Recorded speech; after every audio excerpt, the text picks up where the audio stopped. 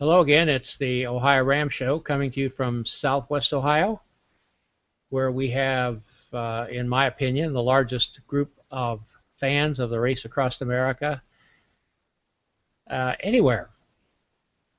And we are sponsored here. The show is sponsored by the two time stations, first two time stations, Ohio, Oxford and Blanchester, which are time stations 41 and 42. Time Station 41 in Oxford is captained by Jim Lawyer, and he's ably assisted by the Golden Tries there. At Time Station 42 in Blanchester is co-captained by Amy and John McFadden, which a lot of you who have been around the race across America know and have a relationship with. They do such a great job. All of them do a great job. We're there 24 hours a day for the racers, for the fans, for the crews, for the officials. And we have 24-hour food, 24-hour fuel, and 24-hour fans. So whether you come through at 3 in the morning or 3 in the afternoon, we'll be there to cheer you on, help you with your needs. And we want to also thank Mike Minium, whom we don't thank often enough, for all the road signs that people always are talking about there. And I hope to have Mike on the show in a week or so. We'll talk more about that and talk a little bit about his signs. Oh, I was asked to announce by Lisa Brunkhorst, who is one of the gurus in the Golden Tries in Oxford, that the time station in Oxford is going to be moved this year because of construction. It'll be back next year where it was before, but there's construction going on that site. So it's going to be across the street. It's going to be a left turn in and out, but there's a stoplight there, and she wanted to make sure that those of you who plan to stop at Oxford because of the huge parking lot for parking your RVs, there's going to be plenty of parking behind the TJ Maxx store, and we'll be talking more about that in a couple weeks, but that's going to change. But there's also RV parking at Blanchester, not as much as they have at Oxford, but you can stop there. There always seems to be space left for another RV around back of the UDF station that's next door to the time station. So remember that when you're planning your strategy and your stops. We have a very special guest with us tonight from Denmark, but our electrons don't have to go all the way to Denmark today because we have Andy, we have Andy Christensen on here, who's happened to be currently in Wisconsin. Just let me introduce myself. My name is Lee Kreider. We're getting ready to start our third year of doing this show, believe it or not. We started off with John and Amy McFadden 2 years ago, about right now, as I recall. And things have changed a lot. The Google system has improved a great deal, and we're just tickled to death to be a part of this. And by the way, I'm wearing today my Calvin's Challenge t-shirt, which the Grahams gave me a couple weeks ago at the Calvin's Challenge, and where I met this evening's guest. Now, just let me say a word. I'm not real happy with my lighting right now because I have this west window, and the daylight at this time of day is streaming in, and I'm going to fix that. I'm going to get some darkening drapes so I can darken this window and a little better lighting here in front of me. At nighttime, it works pretty well, but this time of day, it just isn't that good, and we're going to get that going. Well, that's enough of that talk. Let's go and see how Andy and his wife Bridget are doing. How are you folks? Oh, I see that I try. I turned your mic off, it said, and now I can't turn it back on. Okay, can you see where your mic at the top there is in the red? See if you can turn it on for me, Andy. Ah, there you go. Is that better? Can you hear me? It's one of those freaky things. You just never know what's going to happen. with Google Plus. Usually that works, but it didn't work tonight. So how are you, Andy, tonight? Thanks, Lee. We're doing great here in southern Wisconsin, and yeah, nice to. Thanks for inviting me on the show. We're glad to be here. And will you introduce the person to your right there? Yeah, the person to my right is my beautiful wife, Birgitta, who's also my best friend and my crew chief for this upcoming race. Okay, very good. And I just saw the very tail of your beautiful dog Betty over there. It's Birgitta, right? Yes. I wanted to call you something else, and I'm not even going to say it because then I'll get that. I want to get that washed out of my brain. Birgitta. So, Andy, first of all, let me ask you, what are you doing in Wisconsin? Well, that's a long story, but the short version is that I worked for a Danish company, traveling all over the world for a number of years, and this company got bought by a bigger corporation, and that increased our activities even more in the United States. And then, yeah, 7 years into this company, they offered me a position here in southern Wisconsin to head the technical operations for North America. So, I mean, an opportunity like that, try a different culture, a different country, which I already, had the opportunity to travel in and enjoy. So we said, well, why not? And we moved here last year in March, and yeah, loving it so far. Very good. And I noticed, let's talk about your jersey. Now, I see we have some viewers live, and I'm going to tell you in a moment if you'd like to come in and chat with Andy and Birgitta. I'm going to show you how to do this in just a moment. But let's talk about that T-shirt. First of all, your shoulders. Yeah. If nobody noticed. Yeah, the shoulders are, my right shoulder is the U.S. flag, and my left shoulder is the Danish flag. And that is to symbolize, obviously, Danish flag, my home country. I am born in Denmark, and of course, love my home country. And my right shoulder is a symbol of the country I'm currently living in, and also love very much, and love the people in it. So it was kind of a neat way to honor two countries that have a big place in my heart. Well, as I've said before, we love having Danes on the show. Every time we have someone from Denmark, our hit rate just goes right through the ceiling. I don't know what you guys do over there, but we like it.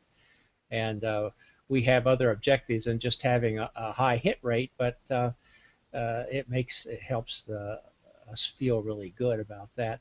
Now, I'm going to take a moment here to tell people who might be watching how you can come in and talk to Andy and Birgitta. Let me put this little thing up. You need to go, if you're watching on YouTube, you need to turn that off and go to the OhioRAAMshow.com, and at the top of the screen you'll see where it says join the show, and you just click on that. If you're in Google Plus and have never been in a Hangout before, you will probably be asked to add a Google Talk plugin so that we can hear you. That might take a minute or two. If you are not a member of Google Plus, it's free. Just click on there. It'll prompt you to join, and don't worry about circles or any of that kind of stuff. All you do, just follow those prompts, and you'll pop right in. We'd be glad to have you come in and say hello. So, Andy, tell me a little bit about your cycling background. Well, I started when I was 25, so that means just over 16 years ago. I had too many injuries from playing soccer and European handball. My body just couldn't cope with all the physical contact. But being in sports all my life, I needed to find something else, and I picked up cycling, and I enjoyed it for a number of years. Those were the shorter races though, so at that time a 2 or 3 hour race was a long race for me. A few years into it, I was riding the Aarhus Copenhagen in Denmark, which is approximately 200 miles, and that was the main of that season. But after that, work, a lot of other things got in the way. I got off the bike, got completely out of working out, was not eating right, was smoking, gaining weight, was pushing 200 pounds, over 200 pounds, and you know, just did a lot of bad things for myself and not taking care of myself. Was working too much and as I said, gaining weight. And eventually that turned out to be giving me health issues. Main issue I had, among others, was back problems. Several times, you know, not being able to work at all, just being home on the couch, doing nothing, but just being in severe pain. And eventually in 2007, it almost cost my job.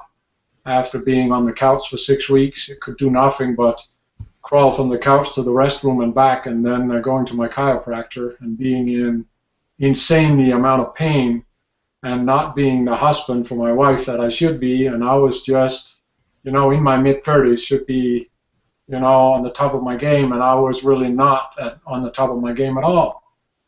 So I made the promise right there in the fall of 2007 that this was going to be the last time that I was going to have these back pains, and my chiropractor told me that I had two options: either start working out and take care of myself, or probably end up with multiple surgeries in my back, this was not sounding very good to me. So I made the decision and got back on the bike, and from that on, there was just never getting off the bike again. Then I started getting interested in ultra distance, and started looking at these 24-hour races, and did the first one a couple of years ago. Did my first 24-hour race, and yeah. So yeah, and today I have no back pain. I still haven't had any surgery, and I'm strong. I'm lean. I'm down to 165 pounds. I'm in the shape of my life, and I'm on the top of my game. And I think if you ask my wife, I'm a better husband now than I was 6 years ago. Absolutely. Well, we'll get over to her in just a moment. But so how long have you been in the United States, Andy? We've been living here full time since March of last year. But for the past 5 years, I've been traveling over here on regular occasions for work. And but since March last year, we've been living here in southern Wisconsin. Okay, so your first 24-hour race then was in Europe, is that correct? That is right. That was in Germany. It was the RAAM Ring, which is on the race course down in central Germany. And that was a 24-hour race on a very, very hilly course. I was on a two-man team with my good buddy Johnny Madsen from Denmark, and we did this race, and we at the same time did a fundraising for an organization in Denmark called La Vida, where we raised about $10,000 at the same time doing the race, because we wanted to combine this effort with some charity as well. Well, since you brought it up, I was going to bring it up a little later, but let's talk about this La Vida, what this is all about, what you're raising funds for, and I believe you have also a charitable interest here in the United States as well. Yes, La Vida is a Danish organization that helps families with kids who got life-threatening diseases, mainly cancer, but also other heart diseases and other life-threatening issues. And they sent them on a vacation for 2 weeks in the Mediterranean, just to get, as they say, a break from the disease, a break from the hospitals, and try to, with sisters and mom and dad, and just becoming a family and being together and get away from all the hospitals. And this lady who founded this this organization just happened to become a very good friend of ours too, and so we thought that was a good way to support them. And so we still try to raise awareness about LaVita in Denmark, and then over here we support the Children's Hospitals of Wisconsin. So we try to, again, coming back to the two countries that are in our hearts that support in the society, then the local society that we live in, but at the same time also supporting back to our home country and our home turf back there. So regarding LaVita, I understand you to say that you're able to send families as well as the children who are affected. Is that correct?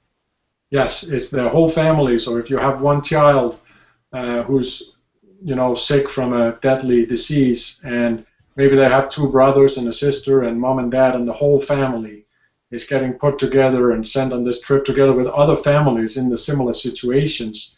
And it is the hospitals in Denmark who picks out these families, because you need the child who's sick needs to be well enough that it's safe for them to travel, and so they choose these families, and also at the destination they work together with local hospitals and doctors down there. So yeah, it means a huge deal for these families to be able to get away and be together, because it's not only if a family has a sick child, it's not just this sick child that hurts. The relationship between mom and dad hurts too, because one got to be at the hospital all the time, and the other kids in the family don't get the attention that they need, because all the attention goes towards this sick child. So that's the philosophy behind that. Yeah. Well, that's certainly wonderful programs. Now, I do have in the show notes a link to your website where people, if they would like to donate, they can. You see it there on your screen at the moment. Probably the best way to do it is just to go to the OhioRAAMshow.com and click on the link that you see there, rather than trying to jot down that website. You might might have an error there, but you can go there and take care of that there.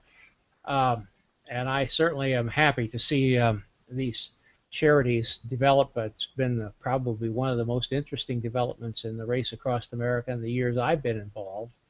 And each year there's more of them, it seems. And of course, the Race Across America organization has supported that idea with their Lon Haldeman Award for whatever organization raises the most money. And I know some of them have done a remarkable job already, and I think from what I hear, we may be setting some records this year. I hope we are. Now, Bridget, pardon me, I did it. Brigitte. That's okay. I'll try not to get this wrong. I first met you two over at Calvin's Challenge, and that's what prompted me to pursue getting you on the show. I was standing alongside the 12 hours getting ready to start, and Andy says, "I know who you are." So apparently he had seen the show before, and I got to meet Brigitte there. And so you're going to be crew chief, is that correct? Yes, that's correct. So, and I think, didn't you ride at Calvin's as well? No, I didn't ride. Oh, okay, I thought you did. I'm always supporting. That's you're supporting. Okay. Very good. Tell me a little about your crew, Brigitte. Our crew is Andy's sister and brother-in-law and myself. So it's only the three of us. So you're going with a bare bones crew. Of course, that's for. Now, I don't think I mentioned this, but you're doing RAAM. In other words, the Race Across the West, Andy. Is that correct? Yes, that is correct. which is what, 800, and I always get this, is it 57 or 67 miles, one or the other? I think it's between 860 or 870. Yeah, I'm not okay. sure where the exact number is going to be this year, but yeah, it's 860, 870. Stops in Durango. We know that. Yeah, Yeah. stops in Durango. And it's the Race Across the West starts at the same time as the solo riders do for Race Across America and follows the same route. So most of the data you can get through the websites. And like I said, we're going to be talking about that on June the 4th. And while we're at it, let's interrupt long enough to just point out the dates. The dates you see on your screen now for the start of the solo race will be June the 10th at 12 noon. Now, all times, again, is in Eastern Daylight Time, regardless of what time zone you are in. The times of the race you see on the charts on the websites will be in Eastern Daylight Time. Excuse me. I did come prepared this evening with some water and some cough drops here because I seem to have throat problems. The times are also in 24-hour time. That helps to eliminate confusion, to have it in one time zone and one time. So you have to make adjustments for your area. Now, for those of us in Ohio, from the charts, and we're going to be saying a lot more about the charts later on in the June 4th show, but the projected time of arrival in the Oxford time station of the first solo male riders, which would be probably leading the race at that point, will be 100, as we say, or 1 a.m. on June the 17th. Now, Lisa Brunkhorst from Oxford pointed out to me that last year, Christoph Stasser got there about 5 o'clock in the afternoon, about 1700 hours, or about 5-6 hours before this time. Things were favorable. He was eating up the road. We never know, and we'll be talking about that in the June 4th show, how to be able to figure out a little closer when various riders will come through, when's the optimum time to be there, when you're likely to see the most riders. And then, as we point out there, the last riders expected through Blanchester about 2000. That would be 8 p.m. on June the 21st. And the RAAM race starts the same day as does the Race Across America, but unfortunately, Andy, we're not going to get to see you. You don't get this far, but we wish you well. Now, RAAM is a qualifier for the Race Across America. Andy, do you have any dreams floating around in the back of your mind there about maybe someday doing RAAM if you get qualified? Well, I've learned over the course of my life never say never, but right now it's not a thing that I'm aiming for. But as you say, if you get qualified and you see the potential, well, I would never say never, but I know there's a huge difference from RAAM to RAAM. But yeah, if not solo, then definitely on a two-man team. That is definitely a very, very good possibility. And but yes, you never say never. That's a dangerous thing, right? Brigitte, what do you think about that? I know him, so I know when he finished RAAM, he want to do RAAM. I'll be behind him. Are you game for it, Brigitte? What was that? Are you up to doing that if he decides it? It's I like it very much. I never thought much about cycling. I thought it was boring just riding out in the countryside. But now with the Ultracycling, we get to see a lot of things and go places, and I just enjoy supporting him. And my hobby is nutrition and stuff like that. So I get to do some nutrition things I wouldn't do if he didn't ultracycle. So you have a small crew. What kind of support vehicles are you looking at? We're gonna have a minivan that we will organize and set it up. I'll do the roof racks and stuff, and then Birgitte will do the inside. She is extremely organized, and she is the number one to stack a maximum amount of equipment on a very small place in a car.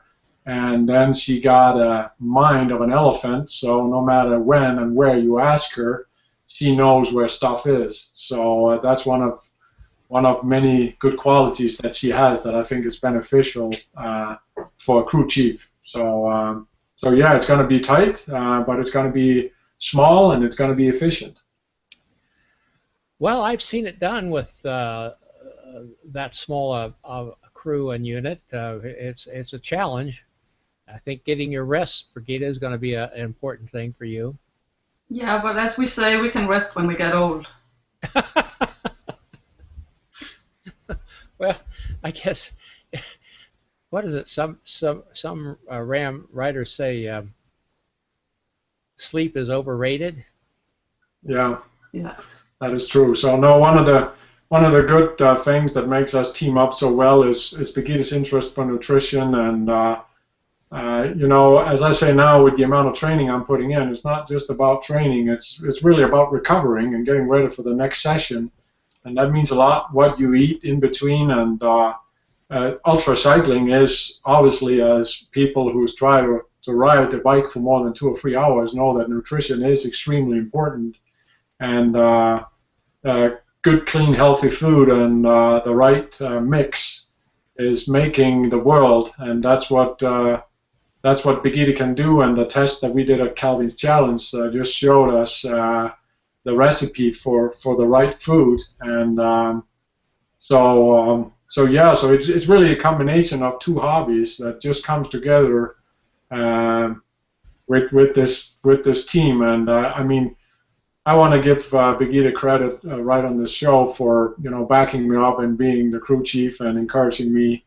and making sure that I get the right fuel on and off the bike, because that's what makes this possible to even try to take on this challenge that the Race Across the West is for me, because it is a big challenge for me. So.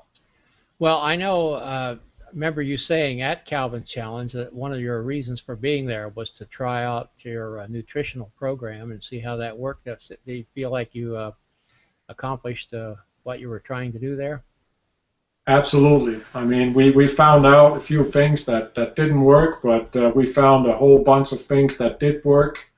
And we found, on top of that, I also found that the recovery rate, should I say, or the speed that I recover is very quick. I mean, Sunday, just the day after the 12-hour at Calvin's Challenge, I went on a 2-hour recovery ride, and I hardly couldn't feel the 12 hours in my body. And that I put in honor of, you know, getting the right fuel for your body right after the race. So not just during the race, but also after the race. And yeah, we got a lot of good results out of the Calvin's Challenge, and it was a tough day with a lot of wind. So it was a good test. And yeah, I tried to deliberately get on my own on that race, and was basically riding 11 hours out of the 12 solo, and that's what I wanted, and getting also the mental game going. So it was a very good test. Calvin's Challenge was a good day.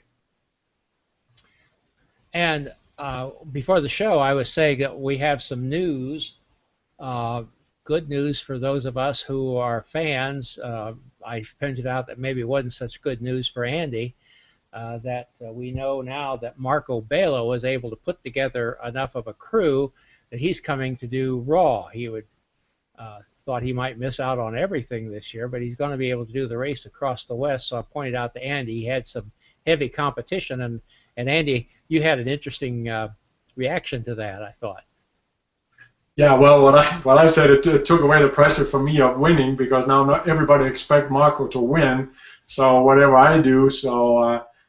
No, with that said, I mean, I think it's a great thing for Race Across the West that a guy like Marco chooses to ride it, because I mean, in some cases, Race Across the West is in the shadow of Race Across America for obvious reasons, but I still believe that Race Across the West is a great race, and I'm just honored to be riding in the same class as Marco, and hopefully I get a chance to meet him and at least see him before he disappears in the horizon for me. And hopefully he'll hang around Durango waiting for me. But no, I mean, Marco has been around for a lot of years, and I've been following him on and off. So yeah, I think in general it's good news. And I mean, if I beat him, we'll have another interview, right? We certainly will. And maybe get the two of you together. Well, Marco is not only a great rider, but he's really a nice guy. I mean, he's just a super nice chap, and he's been on the show a couple times, and we just he's added so much to the whole sport, and he just adds a lot of character to it. Well, listen, I want to thank you two for being with us here. We wish you the best of luck on Raw. We want you first of all to be safe beyond anything else. And I know you'll work hard at that, but we wish all of you the very best on that, and we wish we would get to see you here, but I don't know. I wouldn't be surprised if we might see you sometime in the future. I just kind of think that might be in the works there. We hope so anyhow. So very best of luck to you. Just hang around a little bit here. We'll get back to you. If you should happen to be able to get a hold of that dog while I'm making end announcements, I'd sure like to show that beautiful dog of yours. But if she's not around, I understand that too. She's back here, so well. Okay. Well, round her up, and if you get her in the picture, I'll flip back to your shot so that they can see Betty. Well, thank you very much for being here with us. We want to thank those who are viewing live, those who will be watching it recorded. We appreciate all of the support we get, and if you can do anything to help support the show, it's not so much for the show, but for the whole sport of endurance cycling. Anything that helps to support the show helps to support it. And you got your dog there? Okay. She's here. Yeah, there's Betty. What a beautiful dog. Great. I'm a dog lover, as you might have guessed, and yeah. I think that's a great dog. As I started as was saying before Betty made her appearance, if you can do anything to support the show on Google+, give us a +1. When we make our posts on Facebook, if you give us a like there or a share, all those kind of things help promote the sport, and we appreciate that a great deal. Coming shows. On May the 27th, 1 week from tonight, we're going to have Joe Barr on, who will be riding in the Race Across America. Joe is from Ireland, and I've had some nice conversations with Joe leading up to the show, and I think he's going to make a very interesting guest. He has had a lot of experience, and he's going to share those with you. Then, as I said before, on June the 4th, we're having a special show. We are going to be diagnosing, dissecting, whatever you want to call it, the Race Across America website, and give you other tips for following the race. So wherever you are in the United States, you'll be able to find out when racers are going to be close to you. I'll tell you what, most of the population of this nation lives within 100 miles or so of the race. So it's possible for most of you to see it live. We'd like to have you at our time stations here in Southwest Ohio. For those of you in Ohio, Indiana, or Kentucky, it's a very easy travel to get to our time stations in Oxford and Blanchester. We'll be telling you when, how you can know more closely when these racers are coming through as they get closer to Ohio. But our time stations are both located near the McDonald's restaurants in each one of these towns. Everybody knows where McDonald's is at, so you won't have any trouble finding them. Only this year we're not going to be right next door to McDonald's in Oxford. We're going to be across the street because of construction. Thankfully, the person doing the construction over there is a cycling fan, a cyclist himself, and he has told us that when he gets done with that parking lot, it's going to be RAAM friendly. So we look forward to that. So that'll be on June the 4th. Now, I'm going to do something a little different. First of all, I'm going to try to get a few of the people from our time stations on here to tell a little bit about the time stations and just to say thank you for what they do. We'll round up as many of those as we can.